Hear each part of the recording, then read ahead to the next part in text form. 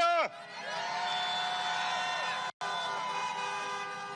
Man, it is good to be back in Pennsylvania. What beautiful weather we got here, a little Indian summer. You know, I know the president spent some time in Erie last night, and apparently he complained about having to travel here. Then he cut the event short, poor guy. I don't feel that way. I love coming to Pennsylvania. You guys delivered for me twice, and I am back here tonight to ask you to deliver the White House for Joe Biden and Kamala Harris.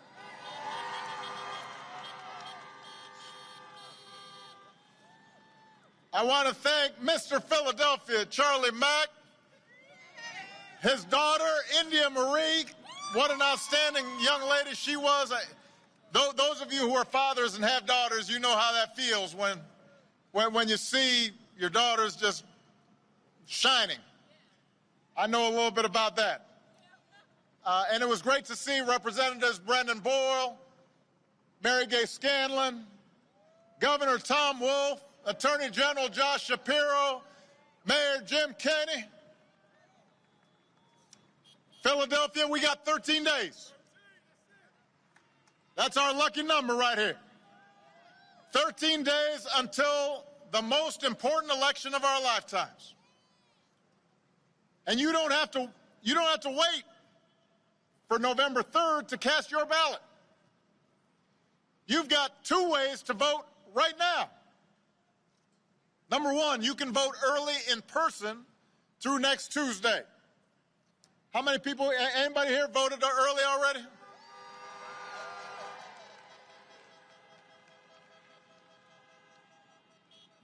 If you haven't, just go to iwillvote.com/PA and find out where you can vote early. Number two, you can vote from home with a mail-in ballot. Just go to iwillvote.com/PA to request your ballot right away. And before you send it back, Pennsylvania's got this thing where you've got to use both envelopes. So you've got to read the directions carefully to make sure your vote counts. And if you've already voted, then you've got to help your friends and family make a plan to vote. Take them with you if you vote early or if you vote in person on Election Day, because this election requires every single one of us to do our part. And what we do these next 13 days will matter for decades to come. Now, last time I was in Philadelphia, I was at the Constitution Center. And I was delivering a speech for the Democratic National Convention this year. And I said during that speech, I've sat in the Oval Office with both of the men who are running for president.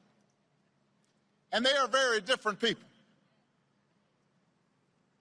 I explained that I never thought Donald Trump would embrace my vision or continue my policies, but I did hope, for the sake of the country, that he might show some interest in taking the job seriously. But it hasn't happened. He hasn't shown any interest in doing the work or helping anybody but himself and his friends or treating the presidency like a reality show that he can use to get attention. And by the way, even then, his TV ratings are down. So you know that upsets him.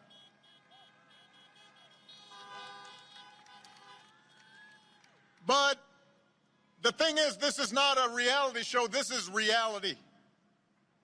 And the rest of us have had to live with the consequences of him proving himself incapable of taking the job seriously. At least 220,000 Americans have died. More than 100,000 small businesses have closed. Millions of jobs are gone. Our proud reputation around the world is in tatters. Presidents up for re-election usually ask, if the country is better off than it was 4 years ago? I'll tell you one thing. 4 years ago, you'd be tailgating here at the Link instead of watching a speech from your cars. The only people truly better off than they were 4 years ago are the billionaires who got his tax cuts. Right now, as we speak, Trump won't even extend relief to the millions of families who are having trouble paying the rent or putting food on the table because of this pandemic. But he's been doing all right by himself. As it turns out, this was just reported in the last 48 hours. We know that he continues to do business with China because he's got a secret Chinese bank account. How is that possible? How is that possible? A secret Chinese bank account. Listen, can you imagine if I had had a secret Chinese bank account when I was running for re-election?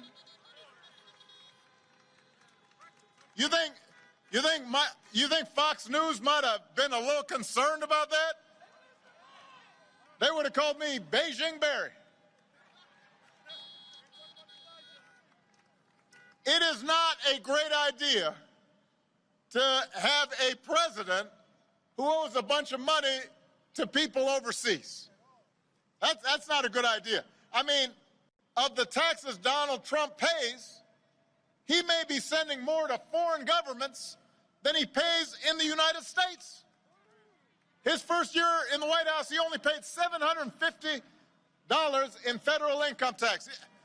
Listen, my first job was at a Baskin-Robbins when I was 15 years old. I think I might have paid more taxes that year working at a dispensing ice cream. How is that possible? How many people here paid less than that? It's possible, just possible now, that if you are living high on the hog and you only pay $750 in taxes, that maybe, just maybe, he might not know what working people are going through here in Pennsylvania. We cannot afford 4 more years of this, Philadelphia. But the good news is, right now you can choose change. Right now you can vote for my friend Joe Biden and his running mate Kamala Harris as the next president and vice president of the United States of America.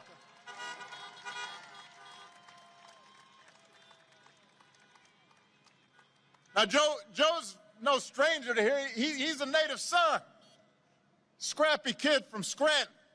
You know him, and you know he knows you. But let me tell you how I came to know him and how I came to love him. 12 years ago, when I chose Joe Biden as vice president, as my vice presidential running mate, I didn't know Joe all that well. We had served in the Senate together, but we weren't super close. He and I came from different places. We came from different generations.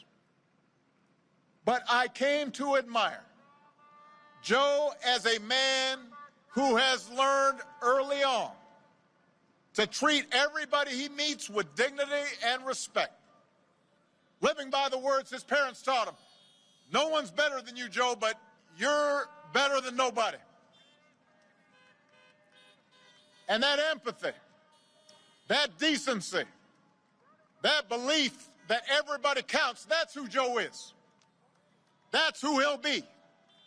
And I can tell you the presidency doesn't change who you are, it reveals who you are. And Joe has shown himself to be a friend of working people.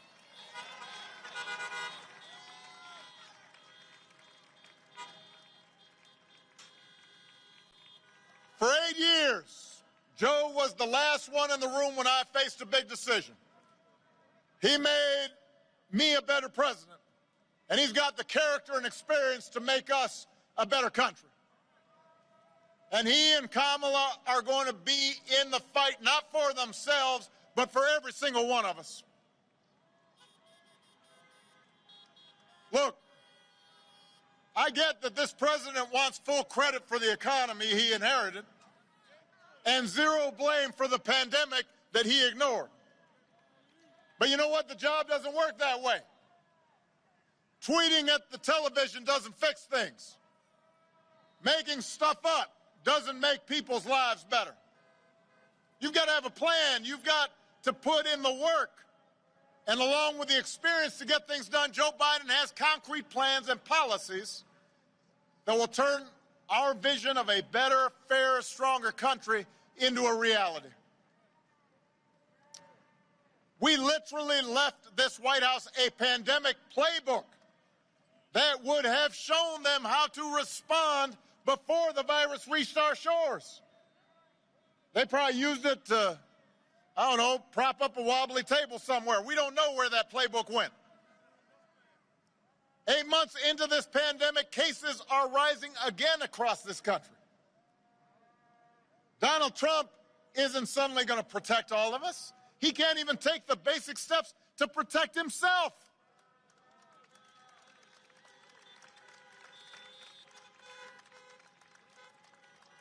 Just last night, he complained up in Erie that the pandemic made him go back to work. I'm quoting here. He was upset that the pandemic's made him go back to work. If he'd actually been working the whole time, it never would have gotten this bad.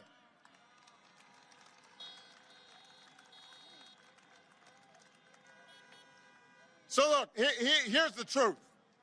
I want to be honest here. This pandemic would have been challenging for any president. But this idea that somehow this White House has done anything but completely screw this up is just not true. I'll give you a very specific example. Korea identified its first case at the same time that the United States did. At the same time. Their per capita death toll is just 1.3% of what ours is. In Canada, it's just 39% of what ours is. Other countries are still struggling with the pandemic, but they're not doing as bad as we are because they've got a government that's actually been paying attention.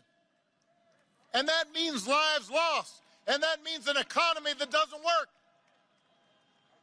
And just yesterday, when asked if he'd do anything differently, Trump said, not much. Really? Not much? Nothing you can think of that could have helped some people keep their loved ones alive? So Joe's not going to screw up testing. He's not going to call scientists idiots. He's not going to host a super spreader event at the White House. Joe will get this pandemic under control with a plan to make testing free and widely available, to get a vaccine to every American cost-free, and to make sure our frontline heroes never ask other countries for the equipment they need. His plan will guarantee paid sick leave for workers and parents affected by the pandemic, and make sure that the small businesses that hold our communities together and employ millions of Americans can reopen safely. You know, Donald Trump likes to claim he built this economy, but America created 1.5 million more jobs in the last 3 years of the Obama-Biden administration than in the first 3 years of the Trump-Pence administration. How you figure that? And that was before he could blame the pandemic. Now, he did inherit the longest streak of job growth in American history, but just like everything else he inherited, he messed it up.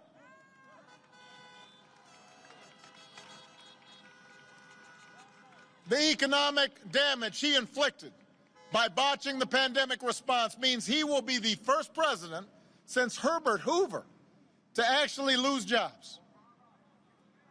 Joe's got a plan to create 10 million good, clean energy jobs as part of a historic $2 trillion investment to fight climate change, to secure environmental justice. And he'll pay for it by rolling back that tax cut for billionaires. And Joe sees this moment not just as a chance to get back to where we were, but to finally make long overdue changes so that our economy actually makes life a little easier for everybody. The waitress trying to raise her kid on her own. The student trying to figure out how to pay for next semester's classes. The shift worker who's always on the edge of getting laid off. The cancer survivor who's worried about her pre-existing conditions protections being taken away. Let me tell you something, Pennsylvania. This I know to be true.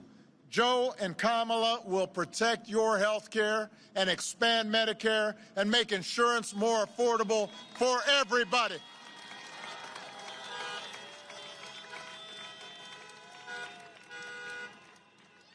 You know, Republicans love to say right before an election that they'll protect your pre-existing conditions. Now, Joe and I actually protected your policies to make sure people with pre-existing conditions could get health insurance and have coverage. We did it through something called the Affordable Care Act, AKA Obamacare. And Republicans tried to repeal or undermine it more than 60 times. And when they've been asked about it, they keep on promising, we're going to have a great replacement. They said, it's coming. It's been coming in 2 weeks for the last 10 years. Where is it? Where is this great plan to replace Obamacare? They've had 10 years to do it. There is no plan. They've never had one. Instead, they've attacked the Affordable Care Act at every turn, driving up costs, driving up the uninsured. Now they're trying to dismantle your care in the Supreme Court as we speak, as quickly as they can, in the middle of a pandemic, with nothing but empty promises to take its place. It's shameful. The idea that you would take health care away from people at the very moment where people need it most, what is the logic of that? There is no logic. Joe knows that the first job of a president is to keep us safe from all threats, foreign, domestic, or microscopic. When the daily intelligence briefings flash warning signs about a virus, a president can't ignore them. He can't be AWOL. Just like when Russia puts bounties on the heads of our soldiers in Afghanistan, the commander-in-chief can't be missing in action. I can tell you this, Joe Biden would never call the men and women of our military suckers or losers. Who does that? He knows these heroes are somebody's children, somebody's spouse, somebody's dad or mom. He understands that. And he's going to restore our standing in the world because he knows that America's true strength comes from setting an example that the world wants to follow. A nation that stands with democracy, not dictators. A nation that can mobilize and inspire others to overcome threats like climate change and terrorism and poverty and disease. And with Joe and Kamala at the helm, you're not going to have to think about the crazy things they said every day. And that's worth a lot. You're not going to have to argue about them every day. It just won't be so exhausting. You might be able to have a Thanksgiving dinner without having an argument. You'll be able to go about your lives knowing that the president is not going to retweet conspiracy theories about secret cabals running the world or that Navy SEALs didn't actually kill bin Laden. Think about that. The president of the United States retweeted that. Imagine. What?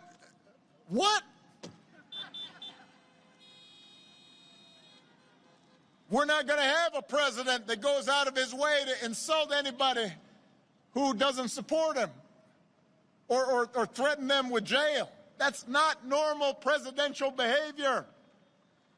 We wouldn't tolerate it from a high school principal.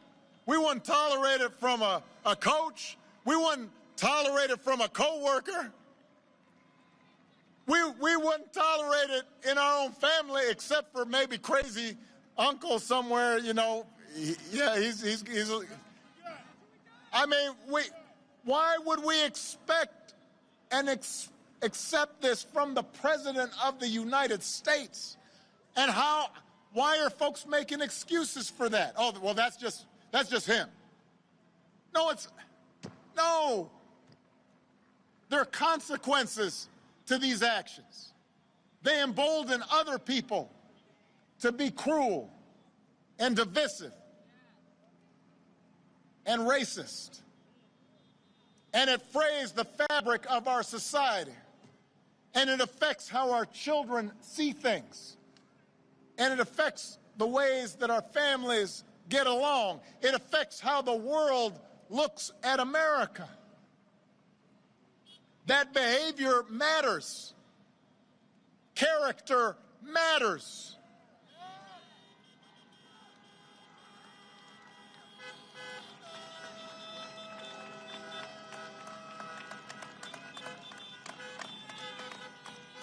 And by the way, while he's doing all that, it distracts all of us from the truly destructive actions that his appointees are doing all across the government, actions that affect your lives.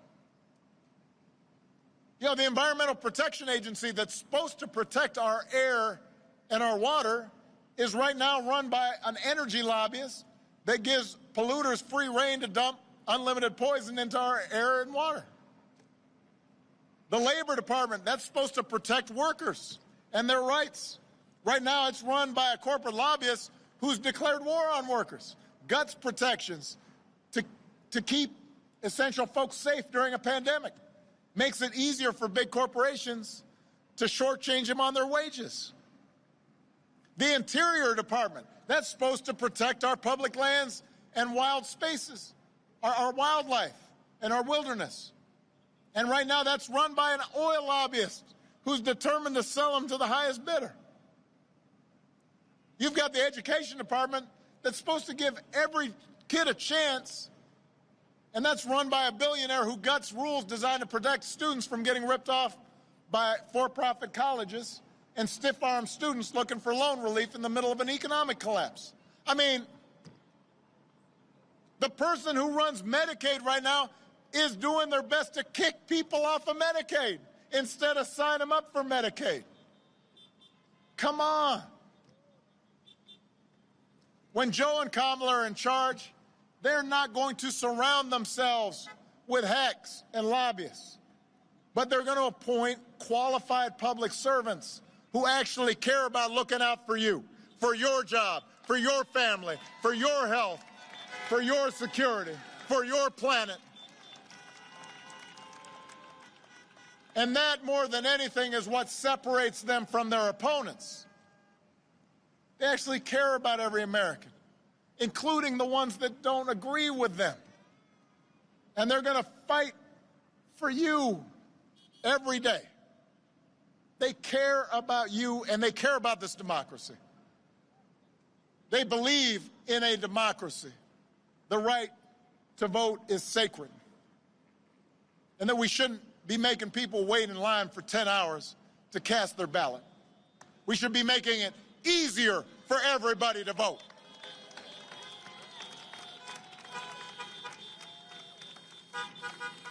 They believe that no one, especially the president, is above the law. They understand that protest on behalf of social justice isn't un-American. That's the most American thing there is. That's how this country was founded, protesting injustice.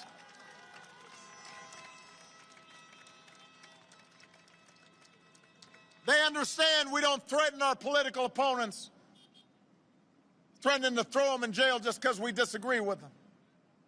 They understand that our ability to work together to solve big problems like a pandemic depends more than on just photo ops.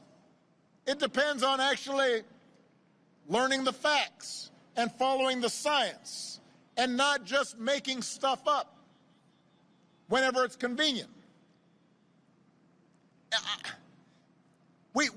Our democracy is not going to work if the people who are supposed to be our leaders lie every day and just make things up. I mean, and we've just become numb to it. We just become immune to it every single day. Fact checkers can't keep up. And look, this notion of truthfulness and democracy and citizenship and being responsible, these aren't Republican or Democratic principles, they're American principles. They're what most of us grew up learning from our parents and our grandparents. They're not white or black or Latino or Asian values, they're American values, human values. And we need to reclaim them. We have to get those values back at the center of our public life. And we can, but to do it, we've got to turn out like never before. We cannot leave any doubt in this election. Because you know, the president's already said, if this is even close, I'm going to just make stuff up. He's already started to do it. So we can't have any doubt. We can't be complacent. I don't care about the polls. There were a whole bunch of polls last time. Didn't work out because a whole bunch of folks stayed at home and got lazy and complacent. Not this time. Not in this election. Not this time.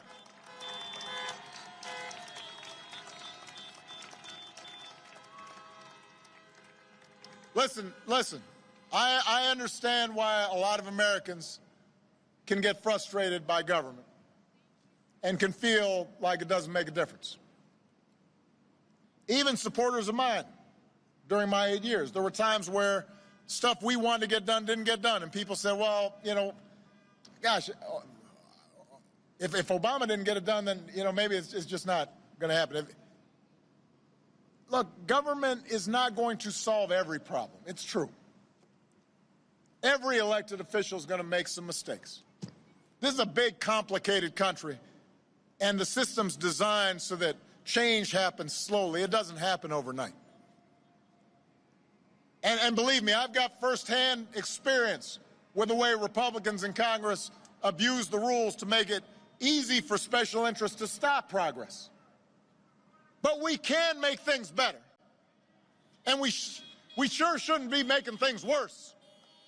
A president by himself can't solve every challenge in a global economy. But if we've got Joe Biden and Kamala Harris in the White House and a House and Senate that are focused on working people, it can make a difference and get millions of people the help they need.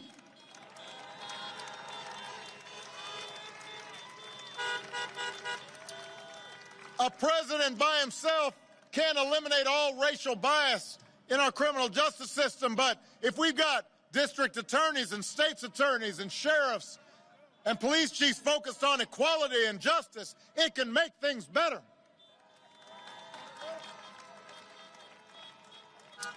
In Pennsylvania, you just got to flip 9 seats in your state house, just 5 seats in your state senate to give Democrats control and new life for policies that will make a real difference to working families right now. It can make things better. And in the end, Pennsylvania, that's what voting's about. Making things better. Not making things perfect, but putting us on track so that a generation from now we can look back and say, things got better starting now. And that's what voting's about. Voting's about using the power we have and pooling it together to get a government that's more concerned and more responsive and more focused on you and your lives and your children and your grandchildren and future generations. And the fact that we don't get 100% of what we want right away is not a good reason not to vote. It means we've got to vote and then get some change and then vote some more and then get some more change, and then keep on voting until we get it right. And we will never come close to seeing what it would be like if everybody voted. When I hear people saying, well, I don't know, your voting doesn't make a difference. We don't know, because usually no more than half the people who could be voting vote. We get 50, 55% of people voting, and then people say, well, look, you know, not enough change happened. Well, imagine what would happen if 60% voted. What about 70%?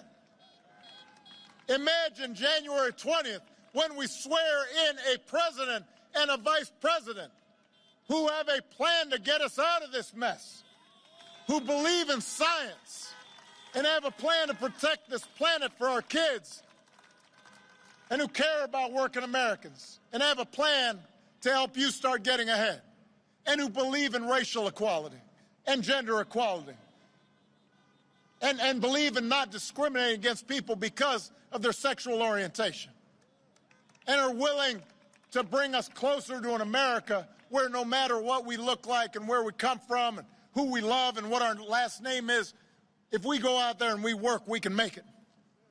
And we're part of an American family. All of that is possible. All of that is within our reach if we vote.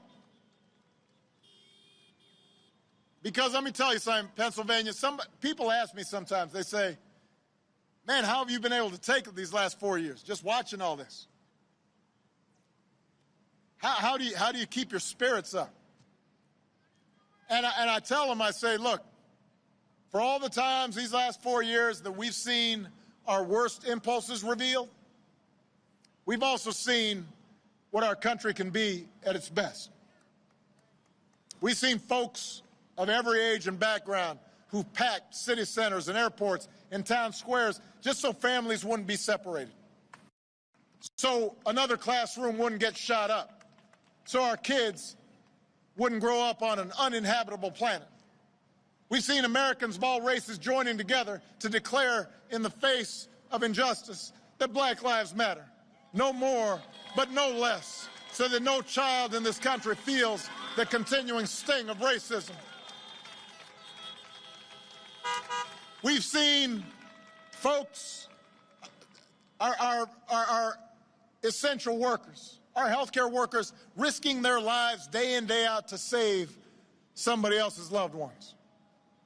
We've seen people volunteer and contribute to help those who are having an especially difficult time right now. That's true in Pennsylvania. That's true all across the country. America is a good and decent place. But we've just seen so much noise and nonsense that sometimes it's hard for us to remember. Philadelphia, I'm asking you to remember what this country can be, what it's like when we treat each other with respect and dignity, what it's like when our elected officials actually behave responsibly. I'm asking you to believe in Joe's ability, in Kamala's ability to lead this country out of these dark times and help us build it back better.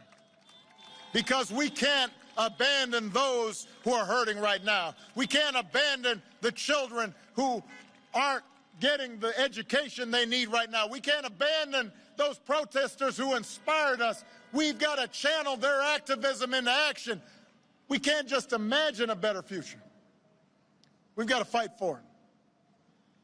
We've got to out-hustle the other side. We've got to outwork the other side. We've got to vote like never before and leave no doubt.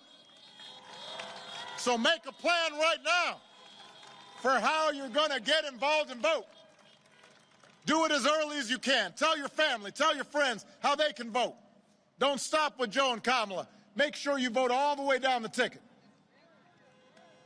And if we pour all our efforts into these 13 days, if we vote up and down the ticket like never before, then we will not only elect Joe Biden and Kamala Harris, we will also leave no doubt about what this country that we love stands for. We will not leave any doubt about who we are as a people and the values and ideals that we embrace. What Lincoln called the better angels of our nature, those are still in us. We see them operating every single day. We see them in neighborhoods. We see them in churches and synagogues and mosques and temples. We see them in people helping out a neighbor. We see them inside our own families. We see that what is best in us is still there. But we've got to give it voice. And we've got to do it now. So let's get to work, people. Let's bring this home. I love you, Philadelphia. Honk if you're fired up. Honk if you're ready to go. Are you fired up? Are you ready to go?